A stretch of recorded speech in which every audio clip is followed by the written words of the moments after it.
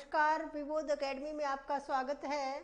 आज हम हिंदी के जो प्रश्न पूछे गए थे, कल जो पेपर हुआ था हरियाणा पुलिस का, वो डिस्कस करेंगे। और आगे जो अगली शिफ्ट का जो एग्जाम है, कल है शायद, उसमें जो आ सकते हैं आपके, उनसे संबंधित कुछ प्रश्न आज करेंगे। एक छोटी सी क्लास बनाई आप लोगों के लिए, एसएससी स्पेशल के लिए। तो जो कल पूछे गए थे वो प्रश्न है भाई, देखो पहला प्रश्न है, जैसे विशेष्य के साथ विशेषण का प्रयोग खाली स्थान प्रकार से होता है। देखो ये लिख रखे हैं मैंने, तो ये निकालते हैं भैया हम कि विशेष्य के साथ विशेषण का प्रयोग खाली स्थान प्रकार से होता है। तो चार प्रकार से होता है, क्योंकि विशेष्य क्या होता है आप देखो एक बार। विशेष्य और विशेषण सबको पता होता है। विशेषण जो संज्ञा और सर्वनाम की विशेषता बताने वाले शब्द विशेषण होते हैं, और जिनकी विशेषता बताई जाती है, इनके संज्ञा और सर्वनाम शब्द जो होते हैं वो क्या होते हैं, विशेष्य होते हैं भाई। तो ये विशेष्य की कितनी प्रकार से, क्या बोला कि विशेष्य के साथ विशेषण का प्रयोग खाली स्थान प्रकार से चार प्रकार से हो सकता है। विशेषण के जो प्रकार हैं, विशेषण कितने प्रकार के होते हैं, चार प्रकार के होते हैं विशेषण। कौन कौन से, जैसे गुणवाचक है। जो विशेषण के जो प्रकार होते हैं ना भाई, वही आप ये मान के चलो कि वही होंगे भाई। जैसे गुणवाचक है, संख्यावाचक है, परिमाणवाचक है, और एक होता है भाई सार्वनामिक विशेषण। यानी कि ऐसे सर्वनाम जो विशेषण के रूप में प्रयुक्त होते हैं वो होते हैं भाई। ये चार प्रकार होते हैं विशेषण के। तो ये चार ही प्रकार, ये इसमें आपका उत्तर आना था चार, कि विशेष्य के साथ विशेषण का प्रयोग चार प्रकार से हो सकता है। गुण भी हो सकता है, उसका संख्या बता सकते हैं, परिमाण बता सकते हैं, या फिर सार्वनामिक विशेषण के रूप में। सार्वनामिक विशेषण होते हैं वो सर्वनाम जो विशेषण के रूप में आ जाते हैं। जैसे मेरा घर, घर क्या है, अब संज्ञा है और इसके आगे मेरा लग गया तो वो सार्वनामिक विशेषण हो गया। तो ये था, ये तो जो पहला प्रश्न आया हुआ था भाई, और मुझे लगता है ज्यादातर बच्चों ने गलत भी किया है ये। दूसरा प्रश्न देखो भाई, क्रिया विशेषण के भेद पूछ लिए गए। अब क्रिया विशेषण के भेद होते हैं चार। क्रिया विशेषण क्या होते हैं, पहले तो ये पता होना चाहिए। क्रिया विशेषण होते हैं जो विशेषण तो अभी देखा हमने, विशेषण होते हैं संज्ञा और सर्वनाम की विशेषता बताने वाले, और क्रिया विशेषण होते हैं क्रिया की विशेषता जो बताएं। तो क्रिया विशेषण के भेद पूछे थे भी, चार भेद होते हैं इसके। कौन कौन से, जैसे कालवाचक क्रिया विशेषण होता है एक होता है स्थानवाचक होता है, स्थानवाचक क्रिया विशेषण होता है। एक होता है रीतिवाचक क्रिया विशेषण, और जो एक होता है परिमाणवाचक। परिणाम नहीं है, परिमाण है भाई, परिमाणवाचक क्रिया विशेषण। ये चार प्रकार होते हैं। ये पूछे थे कल वाले एग्जाम में, हो सकता है कि ये पूछ ले कि कौन सा नहीं है, तो ये आप देख लेना। अब देखो इसमें अगला जो प्रश्न पूछा गया था कि जिन स्वरों के उच्चारण में दीर्घ स्वर से भी अधिक समय लगे, तो दीर्घ स्वर से भी, देखो हमने देखा था हर्ष स्वर वर्ण का हमारा वर्ण विचार हो चुका है, पीछे वाली वीडियो में जाके देखना, सब बता चुकी हूं मैं कि हर्ष स्वर जिनको बोलने में एक मात्रा का समय या बहुत कम समय लगे, और दीर्घ जिनको बोलने में हर्षों से दुगना समय या फिर दो मात्राओं का समय लगे, और जो दीर्घ से भी ज्यादा समय लगे वो प्लुत स्वर होते हैं भाई। और एक तो बिल्कुल आसान पूछ रहा है, स्वरों की संख्या कितनी होती है, तो 11 होते हैं भाई स्वर।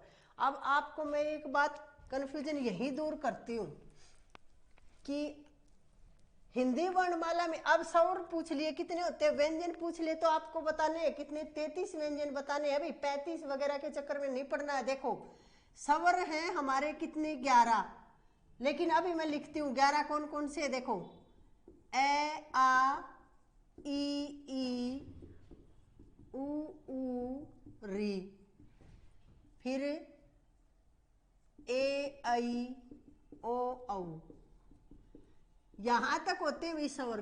गिनो अब 1 2 3 4 5 6 7 8 9 10 और 11। और जो ये आगे लिखते हैं ना, आप इन लोगों इसको भी मान लेते हो, लेकिन ये नहीं है। पिछली वीडियो में भी मैंने बताया था इनका अलग से ये जोड़े हमने आवश्यकता अनुसार। जिस प्रकार हम घर बनाते हैं और जरूरत का सामान लेके आते हैं, लेकिन धीरे धीरे जरूरत बढ़ती जाती है और सामान एक्सेस आता रहता है। तो इसी तरह से हमारी भाषा में भी जब हमें अलग से शब्द बनाने की या कुछ जोड़ने की जरूरत पड़ी तो इनको जोड़ लिया। ये इनको अयोगवा बोलते हैं। ये स्वरों में गिनती नहीं होती इनकी, इनको बोलते हैं अयोगवा। अयोगवा का ए का मतलब होता है नहीं, योग का मतलब योग नहीं है, और वाह यानी कि चलते हैं। ये न तो स्वरों के साथ मिलके चलते हैं और न ही व्यंजनों के साथ, ये अलग से हैं, इनका अलग से नाम लिख दिया गया अयोगवा। और ये ऐसे ही पूछे जाते हैं। हो सकता है कल की परीक्षा में आपसे पूछ लें कि ये क्या है, इनको क्या बोलते हैं, तो इनको याद रखना भाई ये स्वर में इनकी गिनती नहीं है और न ही व्यंजन में, इनका एक अलग नाम है अयोगवा। ये पूछा गया था। हो सकता है कल आपसे व्यंजन की संख्या पूछ ली जाए कि हिंदी वर्णमाला में व्यंजन कितने होते हैं, तो फिर आप उसका उत्तर ये देंगे भाई 33, क्योंकि बाद में जोड़े गए हैं ना, उनको नहीं पूछते, क्योंकि जो मूल है हमारे उन्हीं को मानते हैं हम। अब देखो इस अगला प्रश्न पूछा गया था कि निम्नलिखित शब्द का सही अर्थ। निम्नलिखित ऐसे ही लिख लिया, निम्नलिखित, और इसी का अर्थ पूछ लिया। निम्नलिखित का मतलब क्या होता है भाई? निम्न यानी कि नीचे, लिखित यानी कि लिखा हुआ है, नीचे लिखा हुआ होता है निम्नलिखित। तो ये तो बिल्कुल आसान 2-3 सवाल तो थे, 1-2 मुश्किल भी लगे होंगे आपको, लेकिन इस दृष्टि से जो आपके एग्जाम में पूछ सकते हैं वो आज हम एक छोटी सी क्लास बनाते हैं, और शायद तो कल या परसों का जो आपका एग्जाम है उसमें वहीं से पूछ लेंगे ये 4-5 प्रश्न जो हिंदी के हैं। जैसे पूछा गया क्रिया विशेषण का, तो हम शुरू से सबके भेद देख लेते हैं। अभी संज्ञा है, जैसे विकारी शब्दों से लगते हैं। विकारी शब्द कितने होते हैं पूछ सकते हैं आपसे, तो लिख लो विकारी शब्द 4 होते हैं भाई, संज्ञा, सर्वनाम, क्रिया और विशेषण। शब्द के टॉपिक में कर चुके हैं हम ये। देखो विकारी शब्द कौन से होते हैं भाई? संज्ञा होता है, विकारी शब्द है। विकारी शब्द होते हैं, विकार का शाब्दिक अर्थ होता है परिवर्तन। जिन शब्दों में लिंग, वचन, काल, कारक के कारण परिवर्तन आ जाता है वो विकारी शब्द होते हैं भाई। तो ये 4 होते हैं विकारी। एक तो है संज्ञा है, सर्वनाम है, और क्रिया, और फिर विशेषण।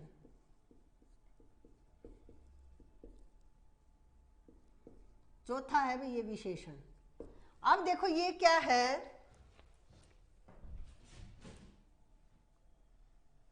ये विकारी शब्द थे भाई, और फिर एक अविकारी में से पूछा गया आपसे क्रिया विशेषण, वो अविकारी में है, वो भी देखेंगे आगे।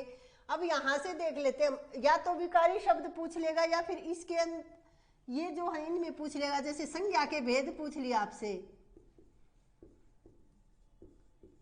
और देखो संख्या पूछते हैं तब डाउट रहता है, गलत होने के चांस ज्यादा होते हैं। क्यों होते हैं? क्योंकि आप गलत पढ़ते हो, क्योंकि कई पुस्तकों में भी गलत लिखा हुआ है। तो संज्ञा के भेद 3 बताने हैं आपको, 5 नहीं बताने हैं। वो छोटे बच्चों को पढ़ाए जाते हैं ताकि कंफ्यूजन ना हो।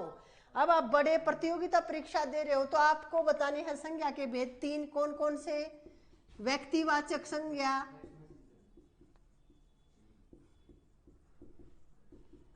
फिर है भाई जातिवाचक संज्ञा,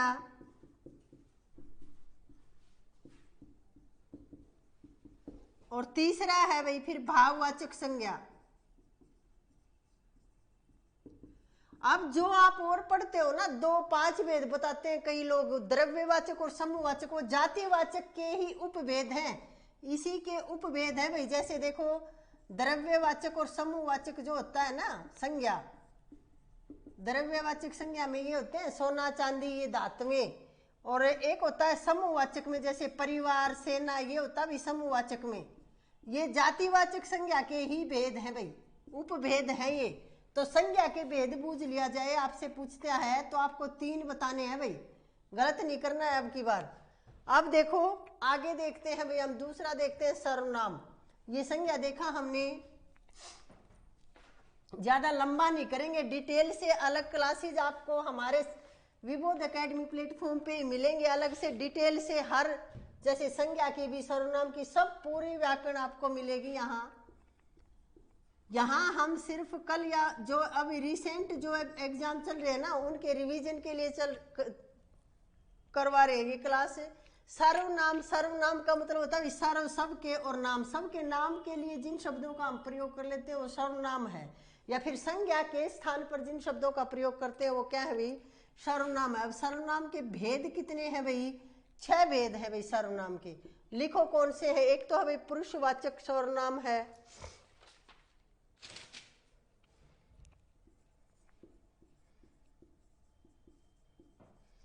अब पुरुषवाचक सर्वनाम में 3 स्थितियां होती हैं भाई, ये याद रखना जरूरी है, यहां से प्रश्न पूछा जाता है। 3 स्थितियां कौन सी होती हैं भाई,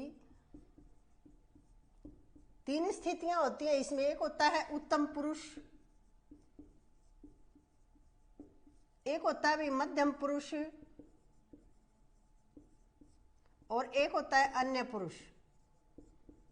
अब इसमें पूछ लेते हैं कि मैं, जैसे मैं कौन सा है तो उत्तम पुरुष है, मैं है, हम है, हमने है, ये सब क्या है, उत्तम पुरुष में है भाई।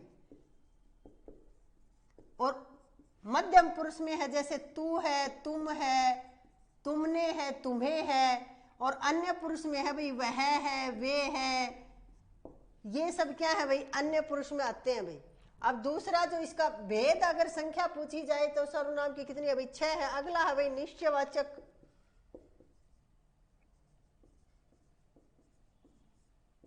उससे अगला है भाई अनिश्चयवाचक,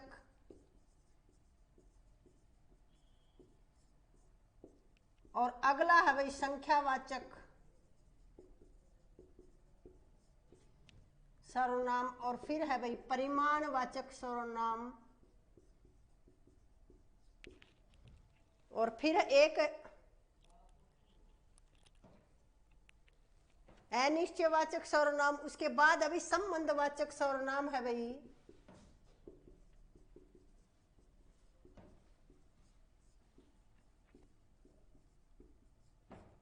और फिर है भाई प्रश्नवाचक सर्वनाम और निजवाचक सर्वनाम।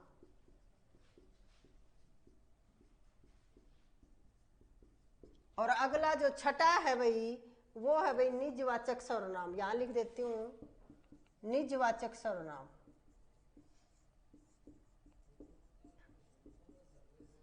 ये है भाई सर्वनाम के 6 भेद है भाई।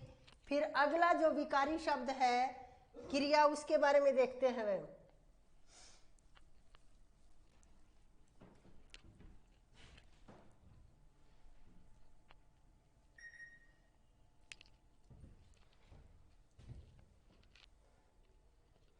क्रिया क्या होते हैं भाई, जो क्रिया या कर्म करने का जो बोध कराते हैं वे शब्द क्रिया होते हैं भाई। और कर्म के आधार पर क्रिया के 2 भेद है भाई, कर्म के आधार पर क्रिया के भेद 2 हैं भाई। एक तो है सकर्मक क्रिया, और एक है भाई अकर्मक क्रिया। इसी तरह से फिर विशेषण पे देखते हैं भाई। विशेषण के भेद देख चुके हैं हम, फिर से देख लो। विशेषण क्या है, जो संज्ञा और सर्वनाम की विशेषता बताने वाले शब्द विशेषण है भाई। और विशेषण 4 भेद होते हैं भाई विशेषण के। अभी देखे थे हमने, फिर से देख लो भाई विशेषण के भेद। जैसे सार्वनामिक विशेषण है, सार्वनामिक विशेषण है भाई, गुणवाचक विशेषण है, तीसरा है भाई संख्यावाचक और परिमाणवाचक।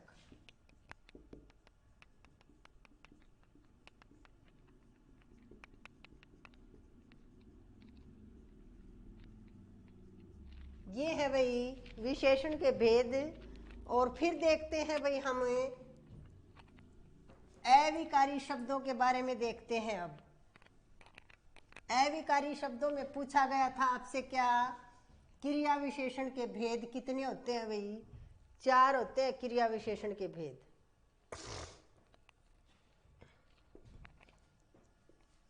क्रिया विशेषण के भेद आप लिख चुके हो, लिखने की कोई जरूरत नहीं है। अब देखो एक वाच्य होता है भाई, कहने का ढंग या कथ्य बिंदु को वाच्य कहते हैं भाई। वाच्य, वाच्य 3 प्रकार के होते हैं भाई। वाच्य के भेद होते हैं भाई 3, लिखो। कर्तरीवाच्य,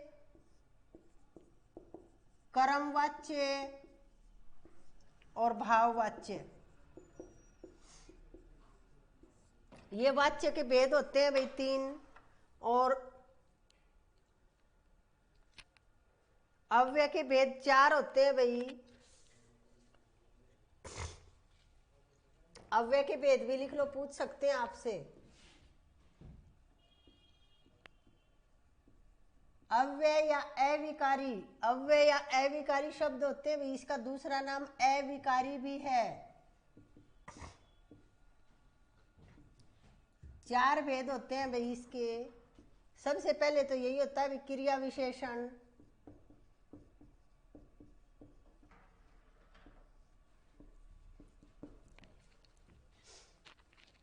समुच्चय बोधक अव्यय होता है भाई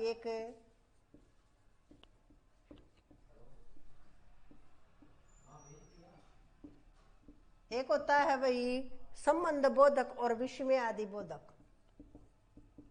संबंध बोधक अव्यय और एक होता है भाई विस्मय आदि बोधक अव्यय।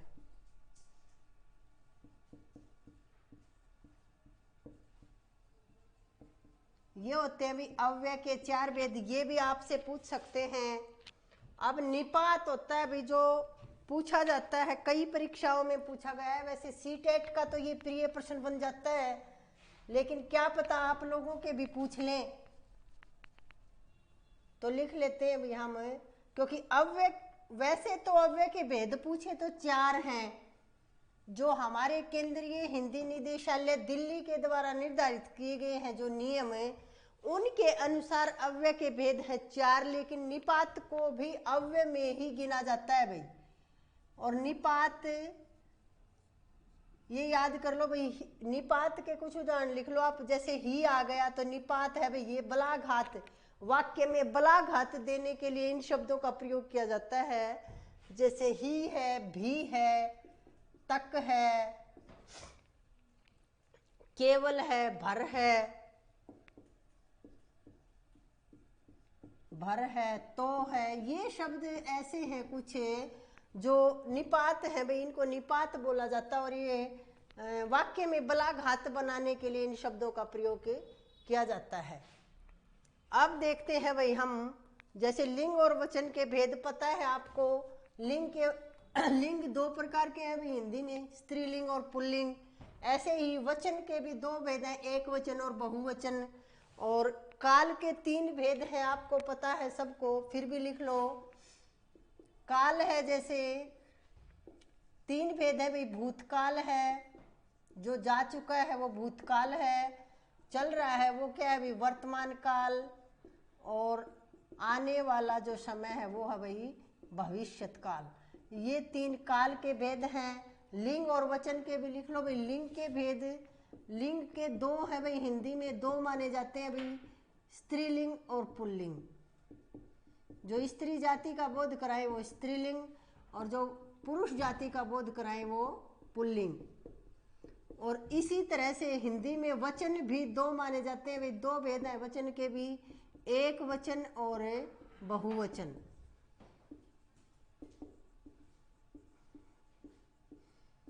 दूसरी भाषाओं में तो जैसे संस्कृत में तो द्विवचन भी और लिंग भी 3 होते हैं वहां तो। और फिर अभी एक कारक आता है भाई, कारक। कारक के भेद होते हैं भाई 8। और लिखना चाहो तो आप लिख लो। कारक के भेद होते हैं 8। जैसे कर्ता, विभक्ति चिन्ह होते हैं इनके, ये प्रसर्ग भी बोलते हैं इनको। कर्ता ने कर्म को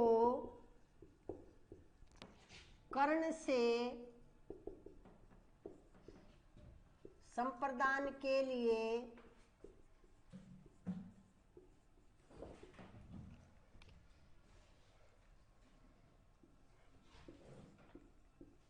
संबंध काके की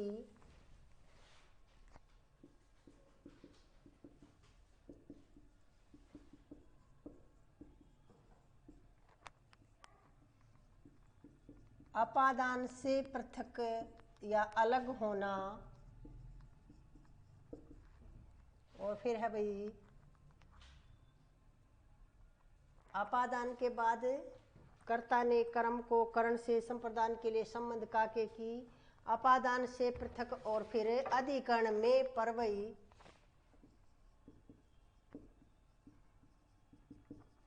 अधिकरण में पर और फिर संबोधन है अरे।